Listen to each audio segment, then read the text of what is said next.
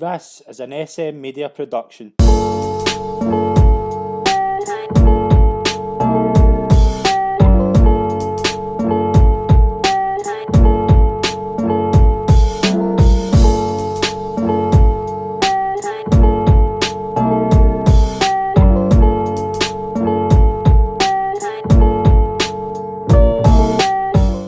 Hi everyone, and welcome to this week's episode of Golf Talk right here on SM Media. I'm Scott McPike, delighted to be your host as always. Got a very special guest in this week's episode. I'm joined by the Scottish European Tour player, Peter Whiteford. Peter, it's an absolute pleasure to be on the show. Thanks very much for joining me. Yeah, not a problem, Scott. Nice to meet you. No worries. How you been? How's everything been since lockdown kicked off?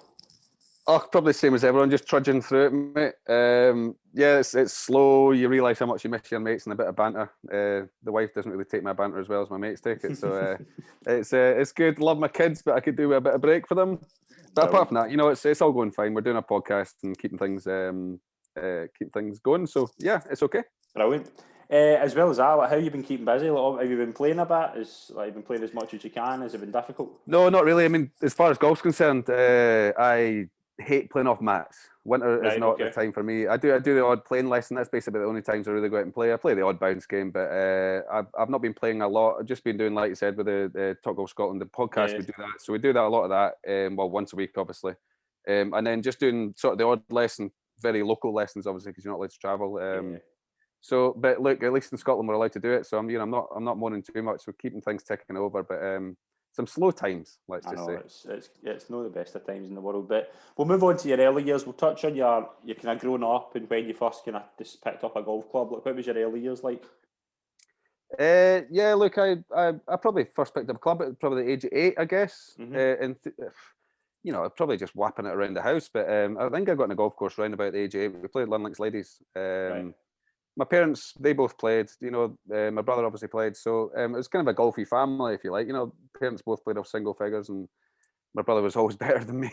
So I used to hate him for that. But so we played a lot of golf. But I was into rugby probably for the majority of my childhood until about age 18. I had to quit the rugby. But so golf was big, but it wasn't. It's not like I was growing up at the age of 15 saying I want to be a pro golfer or 14 or whatever.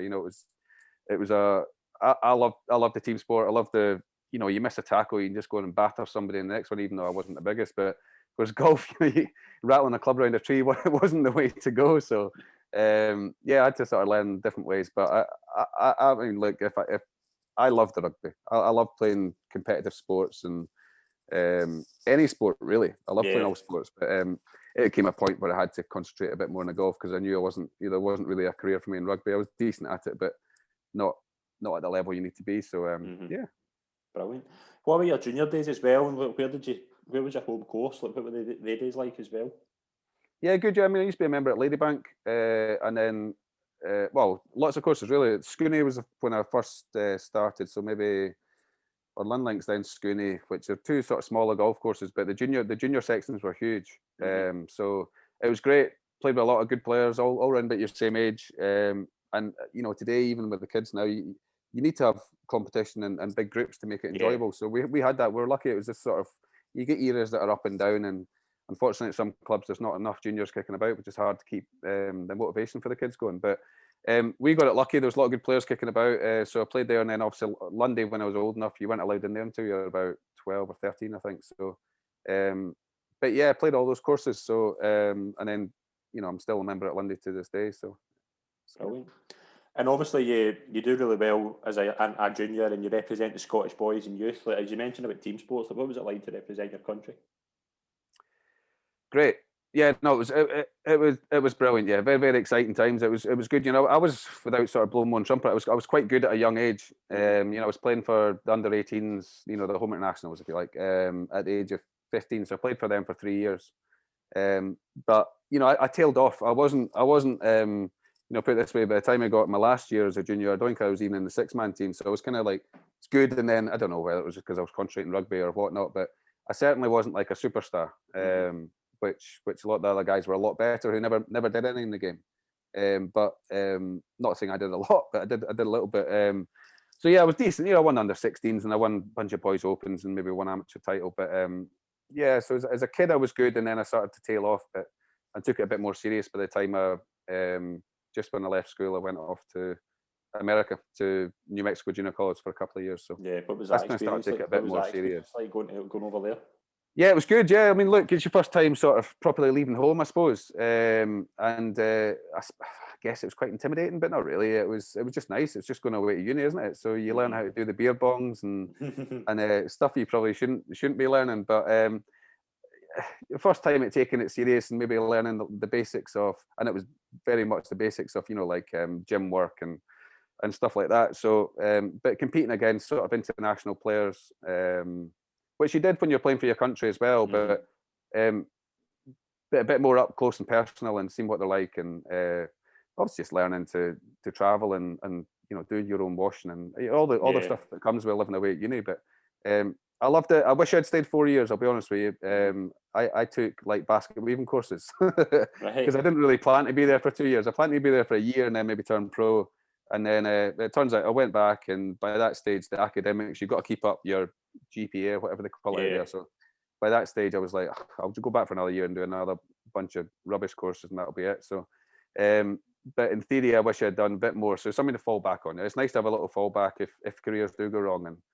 And at the time, I didn't really care, but looking back now, it was maybe not my most intelligent move. Brilliant. You obviously had an amateur career as well. Like, and who were some of the good players you come up against? Like, who were kind of coming through at the same time as you, like, in Scotland and abroad, that you just thought would go really far?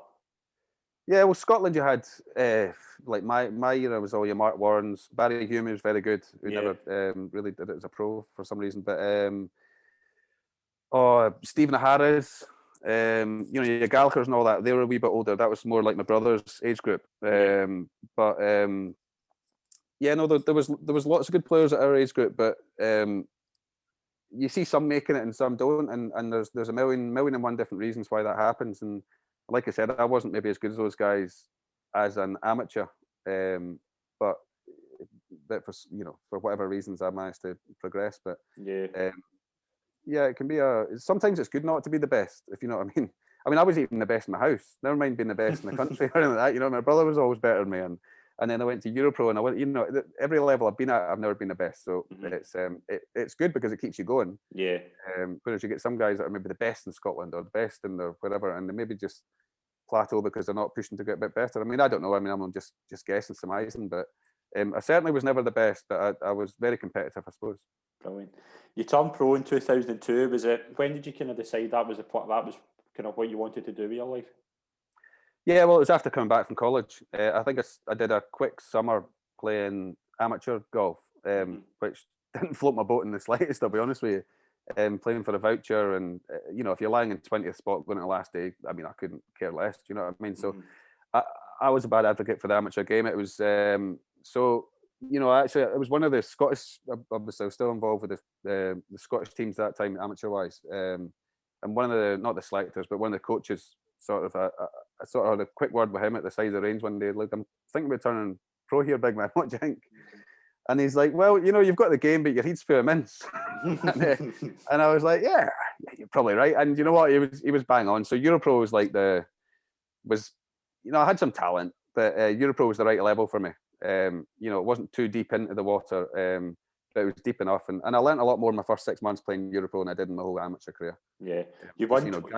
Guys playing for the livelihood and that, you know what I mean? Exactly. Yeah. You won twice in the Europro in your first year. Like, how did you find your first year getting into that kind of level, would you say? Like, was it probably... Well, like I said, it was probably about the right level. I felt I could be competitive. Every tour is getting stronger, and it's stronger now than it was when I played in it. But just learning, like I said, you're playing with sort of hardened guys that are playing for their livelihood. They've got kids. They're just tougher, and they go about it like a business rather than a jolly sort of going up to Nairn for some sort of amateur event and having a few pints after every round. It was a bit more professional. And yeah, I mean, like I won twice. I think the first year I won my first year, and then I missed out my card. I think top four got the card, and I finished fifth. So it was I was a bit raging at the end of the year that I didn't get through, but it was a good learning curve. I didn't stick in after making a cut a few times because I was all about winning, and I learned that it does matter the difference between finishing 20th and 30th. You know what I mean? Because those differences could have got my card, but I got up the next year, which was great, and because you can get stuck on tours, and that's a big thing with a lot of pros, I think, when they turn pro. So it's very easy to get stuck and not get through. So I was delighted to get off that within a couple of years. Yeah, and then you're going to be a consistent player on the Challenge Tour. Like, what was your kind of memories as well? Was the Ryder Cup Challenge will probably stick out, losing in the playoff to Mark Warren? Like, was that Yeah, look, Mark, yeah, that one Mark likes talking about. I don't. I think I can't remember the exact details, but I think I was 3 ahead with 2 to go, or 3 ahead with 4 to go, or something. I was leading anyway with a few holes to go, and a couple of bogeys from me and a couple of birdies from him, and we were in a playoff. And he beat me in the 3rd playoff hole, but it was the first time really properly contending in a Challenge Tour event, and yeah, it was just strange coming up against your mate walking down the fairway in the playoff, and we're talking about folk in the crowd. We were just mates. You know what I mean? So it was straight. It was competitive because we both had that in us. But it was just a strange scenario.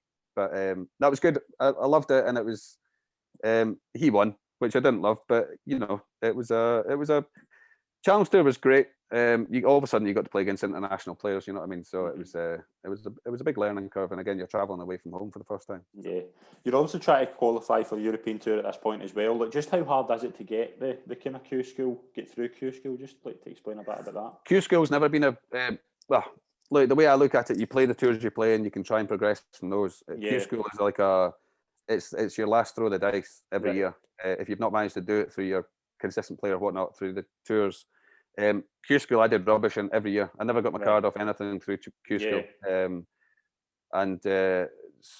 So I mean, I've been at like 10 Q schools. When I was playing Europro, trying to get, I never got anything out of Q school. So, but the Challenge Tour was it was just tough. It's very expensive to play. It is a specialist sport. You do need backing, and there's they're starting to talk about that now in golf, saying amateurs can maybe get a bit back, and I think that's only good because it is a very it's an expensive sport to go into, and you see a lot of good players not being able to even turn pro. So, I was lucky enough to do it, but anyway, Challenge Tour was good. It was good. It was tough though. I mean, I was there for 4 years or whatnot, so it was a long time. 2007 was a year it kind of took off for you. We'll start with the Dutch Futures Tournament. How good was it to get that first win? Great. Well, like I said, I mean, it was like my 4th year, so I was basically quitting because 4 years it's time. Do you know what I mean? I've had a chance at it, and I've not got my card. And strangely, the week before that, my brother tells the story better than I do, but the week before that, we were in Kazakhstan or something like that. I'd finished, I don't know where I'd finished, maybe 20th or something, and I'd hit the ball really well. And I finished 20th, and this is after about 10 pints, and I'm on the phone and I'm giving it, this is rubbish, I'm quitting, you know what I mean? I can't even make it. I've just hit the ball great, and I'm finishing 20th. I'm done. But I had to go back through, my flights were already booked for the next couple of events, so I had to go to the next event anyway. So I went there, and for whatever reason, I just played really well. I was leading by 9 after 3 rounds, so it was kind of it was just, I don't know, eureka, or whatever happened. And it was great. So I got my first win. And then sort of I missed the next cut, as you do after a win, and then won again the week after that. So that got me on a card. Do you know what I mean? So it was from retiring to all of a sudden I've got where I wanted to go. So. And winning that tournament in Germany was at the European Challenge. There was a really good field in that actually. I just looked through and it was Brendan Grace was in it, Ricky Ramsey, just looting players like that. Like, how good was it to win a tournament like that and get your European Tour card? Did you just feel vindicated? Yeah, but look, you could pick names out of any. These Challenge Tour guys that come through and they weren't the players they are today then. So you could pick those names all the time. But it was great because you have to win really on Challenge Tour to get up because the money differentials go down quite quickly, and you're only playing for top 15 spots back then. So you have to win. So it was great to get up, and just delighted to get off that Challenge Tour because as much as I love it, and love's the wrong word, it is a stepping stone. Yeah, like all these tours are stepping stones because you don't make any money at this game until, and I mean no money, you make losses all the time until you get into European Tour. They're expensive places to play, so definitely it was brilliant, really. And then you move on to the European Tour in 2008. Like, how did you prepare for that kind of step up to that next level?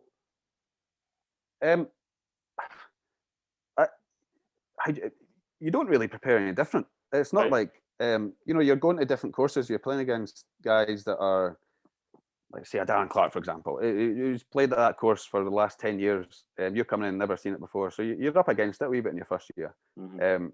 So it can be tricky, and you see some guys having phenomenally good first years. And I sometimes put that down to, I think, because they're used to seeing their names in leaderboards playing Challenge Tour, that when they see their name on a leaderboard in the European Tour, they're just like, well, that's my name on the leaderboard. That's what's normally happening. Whereas other guys maybe look at a bit more big picture and get a bit the other way. So I just kind of found it a bit tricky, but not in a. It was just a tricky year, you know. All of a sudden, I had a caddy, finding the right caddy, which is quite a big part. And I did. I got a good caddy, Elvis, and we had an okay year, but I lost my card, and then went back to Challenge Tour. So it was a kind of a fleet. I was like, "Christ, is this it? Is that me done?" And seeing you were playing with big names, like, would you get kind of starstruck? Like, would you never get like that? No, not at all, really. I don't mean to sound like I'm some sort of idiot, but no, I never got starstruck. I kind of almost looked at it like trying to impress them. Do you know what I mean? Right. You want them to sat in the bar having a pint with other boys and going, "I see that young kid. Oh, he's all right." Aye. You know, it's almost a case of trying to show off a little. So I never really got starstruck, or put it in football terms, it'd be like a cup final. Do you know that one game, that one day I was playing with the big, because you didn't play with the big names unless you had a good Thursday, Friday, because categories and whatnot. So you only got drawn with them if you had a good first couple of days. So it could be quite rare in the first year, certainly, but it wasn't starstruck at all. But at the same time, I was always looking to sort of pick up a couple of things that they do that clearly I wasn't doing. You know what I mean? So like playing terribly and still shooting 68, 69s where mine were 74s and above. So my bad days were bad, whereas their bad days are, and that's the difference between the good players and the average players in the game. And then in 2009, were you just focused just to get back in the European Tour as quickly as possible? Yeah, you've got a choice to make, I have to admit, because I could have played maybe a handful of European Tour events and then filled up the schedule with the Challenge Tour, or you just go, right, I'm just going full hog and ignoring all those starts and just going to concentrate my card, getting it back. So I did that. I don't know if I do that. I wouldn't do that again, but I did it and it worked. But just the money. Sometimes it depends what stage of life you're in. I see some guys sort of dipping their toe in both, and because you make a cut at the European Tour, you're making money. Do you know what I mean? Whereas Challenge Tour, you need to be finishing top 20 that week to make a profit. So it comes down to your finances a little bit. But I did it that way. And got my card back, which was great. But it was nervy times getting the card back. I mean, I was, I won a playoff in the grand final, which was it was weird because I was going in there sort of needing a half decent week and managed to do it. I got the first. I always remember the first hole in the grand final, playing my good friend of mine, Chris Gain, and you got there, you've done all your hard work, and I started in the first hole and I made a triple. I was just all over the shop, just army golf, left, right, made a triple. I'm raging and I come off the green and he's just like, "Peter, come over here." He says, "You want a cuddle?" I'm like, "Get off me, you big lanky speaker." So I went on. I managed to win that in a playoff and got my card. So and then I stayed in tour from there on for a good while. So good to get off it again, because I know how hard it was to get off it the first time. It was nervy going back to it, but I guess you see that quite a lot where guys that had their card go back and get it back again because maybe they feel like just mentality maybe changes slightly. And then 2010, you have a really good European Tour finish. You finished tied for second in the Andalusia Open. What did that feel like to be competing at that high level? Yeah, good. I think Louis won that. Louis won that. Yeah, it was great. I played okay, obviously, but tied second, but I was two behind. I mean, I was two behind with three. I finished two behind. I was never tied with lead. I was never second place, only lost by two, but it wasn't like I was really, really contending for the title. So it was just a good week, but not like the juices I really want. It was great, but no, and it was great for the money on the board and all the rest. But I love the competition up at the top of the leaderboard. You know what I mean? And I didn't really feel like I could ever. He was always, he's a couple of holes ahead, behind me, and he always had those par fives coming up. He won the Open that year, didn't he? He's quite good. It's certainly, it's good. See, the year after though, like, were you kind of planning and just building and getting to that next level? Yes and no. Yeah, I mean, obviously you're always looking to get a bit better. My wedge game was always pants, so I sort of realised pretty quickly that had to improve to be a bit better.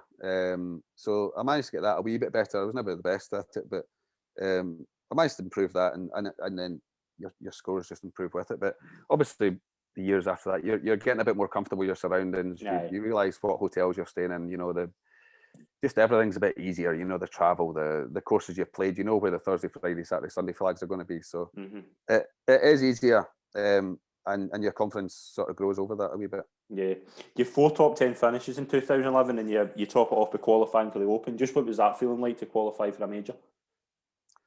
Good, exciting. It was great. It was down at Sandwich, so look, it was phenomenal. It was a great week. I met my wife actually down there, strangely, but it was a phenomenal week, and just everything's just times 10. Do you know what I mean? Everything, the crowds, just everything, the hub around it. It was a good week, and I didn't play. If you qualify for an Open, you're either out first or you're out last. Simple as that. You don't get the middle draw. So I was first out on the first round, which is actually a good draw because of the weather or whatnot. So I was on the leaderboard after 9 holes. I was a couple under, I think, or something like that. I think, this is it. We're going all right.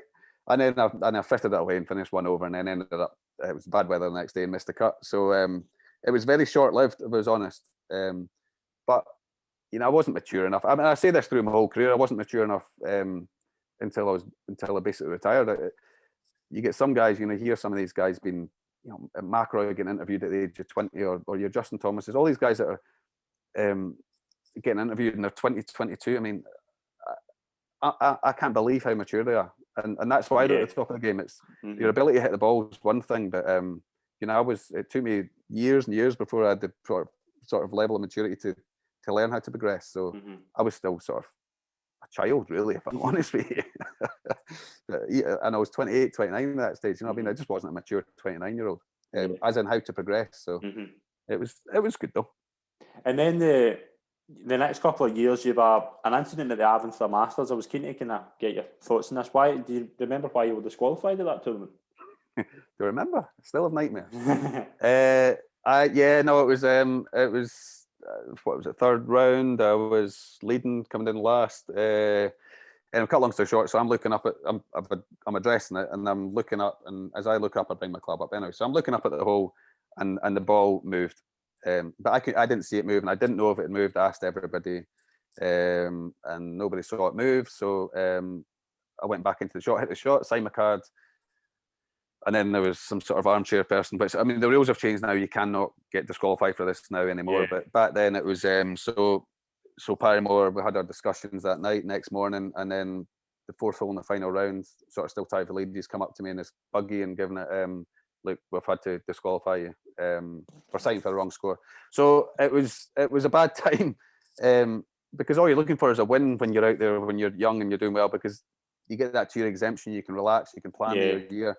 So all these things, but it actually threw me for a good few months, that, because I don't know, I would put me in a bad place mentally for a wee while, raging. Just, I mean, there's a lot of swear words in that buggy with John Parrymore, not at him personally, because he's a lovely guy, and he dealt with it really well, and he could have fined me £1 billion for the profanities coming out of my mouth, but it was a sore one. So like you live and learn, I guess, but I don't know, it's just one of those things. And then obviously you have a good finish in the Scottish Open. You finished 8th. Did you feel like more under pressure in it, your home tournament? No, not really. Kind of just nice having the crowds sort of with you. Do you know what I mean? I love playing Scottish Opens, and Europe especially. Europe, the bigger the crowd, the better, the more fun it was, the more it felt like you're part of an event. And because you were Scottish, you got a bit more people watching you as well. So I loved them.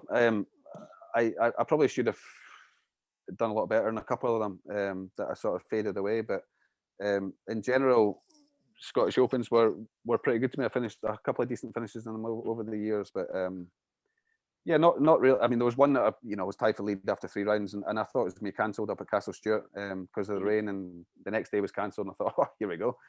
But they turned out they made us play in late in the afternoon, and my brain wasn't there. I thought it was cancelled, and I was in a playoff with McDowell, and it just anyway. That was again not mature enough, and my brain wasn't in it, and I frittered away and finished God knows where at the end of the day. So it's kind of like my whole career was a little bit like that. You know, I never quite did it, but there was opportunities to do it, and I put that down to a lot of mental stuff as opposed to physical all the time. Mm-hmm.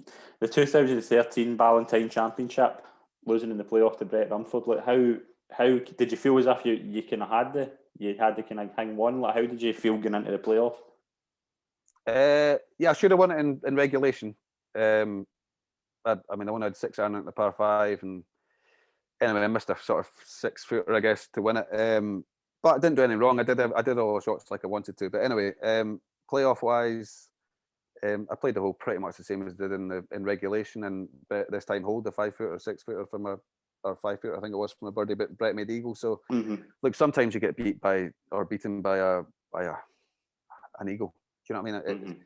It's a regret. The regret would be the 72nd hole. It's 6 iron and a par 5. I mean, that's kind of where my strength was the scoring irons. You know what I mean? Or that kind of shot. So yeah, but it's one of those things. And again, I think if I won that, I think it got you into WGC in a few weeks' time, and it was, you know, it's just sometimes you get your breaks and you go, and your career goes like that, and mine never went like that. I get stuck in the mud all the time. So I went back to the tenants and carried on. And then, like, the next few years, like, how did you find golf at this point? Were you keen to go further, or was it just like kind of admitting that would kind of be the level you would go to? Like, how did you feel? I'm always looking to progress, obviously, but I started to get a little bit sore with my hips and whatnot. I got arthritis both hips and impingements and whatnot, so it started to get a little bit more painful as years went on. And I probably didn't do it right. I didn't do the rehab stuff correctly. I was given all the right advice, to be honest with you, but I'm the type of guy that I'll do it until it's a wee bit better and I'll stop. And then the pain will come back again. I should have carried on and built up muscles round about certain positions. But anyway, looking to progress. But by the end of it, it was, it's painful to walk, painful to stand at the ball, and painful swinging it. So it was, but not like super pain, just enough pain to niggle you. And the last thing you need when you're playing golf is like a wee niggle at the top of the swing, and you don't know what's coming or not. It's like somebody shouting at the top of your swing. You're like waiting to yip it. So it was tough times, but biggest regret is never winning. I had plenty of opportunities really to win. I finished third, second 3 times, but there was other opportunities bigger than that to win really. Russia, for example, I was Typh lead going the last day, and third place was like 6 behind us. So it was basically just me against Horsey. And I played like a mug in the last day, and again that was probably just inexperience, or by that time I should have been experienced enough, maybe just lack of brain, but whatnot. So it's my biggest regret, because I've won at every level, if you like, amateur through to college level, through to challenge tour, but never won at European Tour. And it's kind of that you're a nobody if you've not won. Do you know what I mean? Although there'll be worse players that have won than me, and there'll be way better players than me that have never won. So you get it in both ways, but it is a regret. Yeah. Move on to the future. Like, when did you first get involved in coaching? I dabbled in it when I worked at Linlithgow Golf Club, and I retired. I went straight and worked with my mate at Linlithgow. But through recent sort of couple of years, I've gone into it a bit harder, and I've gone into the area that I like, or that I'm passionate about, which is more the short game and performance side of it. I think there's a bunch of guys that can teach the long game as good as myself in the area, never mind the whole of Scotland. So I've gone into an area that I think I'm better at teaching. I'm decent at getting my point across. But it is a niche, so it's not as busy as I want it to be at the moment. But I do really enjoy it, and I like getting involved with the whole part of the game. Do you know what I mean? Not just standing there on a range and hitting a ball. Because in my experience, I mean, there's millions of guys who can do that. And I'm not just talking at the top level, but just how you get your scores better. Sometimes it's reading the game. It's not just the golf swing itself. So I like getting involved in depth with my pupils a bit more, which is enjoyable. Brilliant. Podcasting as well. You do that with your brother Stuart, Talk Golf. How much do you enjoy that? Yeah, I love it, to be honest. It started up, what we've been doing 3 years now. And it's great because it's what you know. Do you know what I mean? I'm in there as the sort of the ex-pro guy or ex-tour guy, I suppose. And we've got quite a good, mix. Stuart's gone back to amateur, but he's got knowledge of the game, obviously. And Donald's pro and Scott's pro and different eras as well. And Scott's probably the more, gadgets guy. Stats and gadgets, the modern type guy.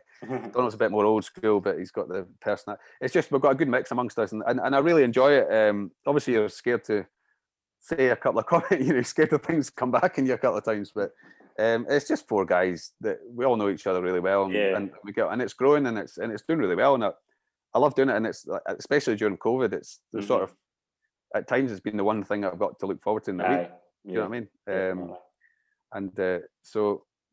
Because golf in general can be quite hard to when you retire. I mean, I retired at the age of 36 or something, which is really young, and I honestly didn't know what to do with myself, and I was kind of through it. I was in some not dark times. I don't want to sound like that, but it's almost like don't know what to do with your life. It's like I've been in prison or something. I've just come out, a good 20-year stint, and I'm not really I'm not qualified in anything. I've not really, I'm not getting to give. You know what I mean? I'm not unemployable type thing. You know what I mean? I'm just like, Christ, what am I going to do in my life? So, stick with the golf because it's what you know. Do you know what I mean? So. That's kind of what I've been doing. So, So I love the coaching and I love the podcasting as well. So it's all good fun. And then, obviously, going into the future, I know this is probably way a long time in the future, but a lot of Scottish golfers go into the kind of seniors too. Would that be something that would interest you down the line? No, not. Well, yeah. I mean, I'll give my left arm. I'd be still playing. But physically, I can't do it. I mean, I just know if I could probably still hit a ball half decent if you gave me a month's practice, but I just know after that month I would be sore again. So, and that comes with just arthritis stuff in my legs. So, I would love to. It's a non-starter. It's a non-starter. I did try back a couple of times where I thought, right, I'll give this a go, and it's a waste of time. After 2-3 weeks, it starts getting sore again, and I've got to look elsewhere for life, really, I suppose. So coaching's at least you can pass down some of my knowledge or experience. You're not PGA qualified, but you've still got plenty of experience in there and coaching basically it's very personal, isn't it? Definitely. Like any teacher. Do you know what I mean? Definitely. So, that's brilliant. Are you all right closing with some quick fire questions? Aye, no bother. Brilliant. Best player you've ever played with? Different people impress you different ways. I guess Martin Keimer, I played with him when he was basically world number one, just because he saw the game the same way as I saw it. He played it better than I did, but we both sort of you can sort of tell we've seen it the same way. So Martin Keimer, yeah. Brilliant. Favourite course you've ever played at? Personally, I always enjoy going to Leopard Creek out in South Africa. For golf course itself is brilliant, 18 brilliant holes, but you come straight off. It's too hot to practice. You just go straight into the safari, and it's the whole experience as opposed to just the golf course. But it's phenomenal. Brilliant. Favorite film and TV show? Favorite film would be Rounders. It's quite an old one now. Poker movie, but loved it. TV show. Match of the Day. Very good. Interesting fact about yourself? I don't really know. It's not interesting, but I despise social media. Absolutely despise it with a passion. I know I've got to do it to get lessons in the door, but I mean, I really despise it. I hate everything about it. Go-to club? Early years, it's been a driver. Now it's definitely a 2-iron. Anything to not have the driver in my hands. 2-iron. Really? Yeah. You just follow a love of driving, or was it? Yeah. Well, look, if I'm going to use an excuse, I'll say my hips, but it just became yippy. Right. It's just something that I'm not very comfortable with. So I'll just get the 2-iron off the back foot and hit a big hooky one in there. Brilliant. Dream 4-ball? Do you know what? Again, over the years, this would have changed. It used to probably be a lot more like a pastry girl or something, but it would be nowadays. It would be Tiger, 100%. Myself, and to be honest, probably just two of the pals that I normally play golf with, so we can get a bit of banter and slagging and get a pint. But probably that's a bit of a rubbish answer, but two of my pals and Tiger, just so we can have fun. It'd be great to play with Tiger, wouldn't it? Yeah. Brilliant. Peter, it's been an absolute pleasure to be on the show. I can't thank you enough. I've really enjoyed it. Yeah, pleasure. Thank you very much. Thanks very much. All the best. Cheers. Cheers then.